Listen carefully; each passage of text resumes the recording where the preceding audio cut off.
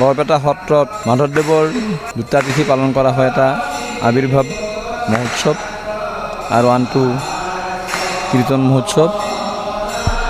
এই আবিৰ্ভাৱ মহোৎসৱ মথুৰা দাস বুঢ়াতাৰ দিনৰ পৰাই এটা সত্ৰীয়া পৰম্পৰাৰে চলাই অহা হৈছিল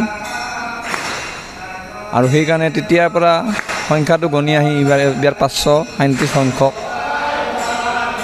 পেপাৰে পত্ৰ লিখা মানে 538 সংখ্যক বুলি কৈছে, কিন্তু আমাৰ বৰপেটা সত্ৰৰ পৰম্পৰা অনুসৰি 537 সংখ্যক এই মাধৱদেৱৰ আবিৰ্ভাৱ মহোৎসৱখিনি আমি আগৰ পৰাই দুদিনীয়া কাৰ্যসূচীৰে আমি পালন কৰা হয়।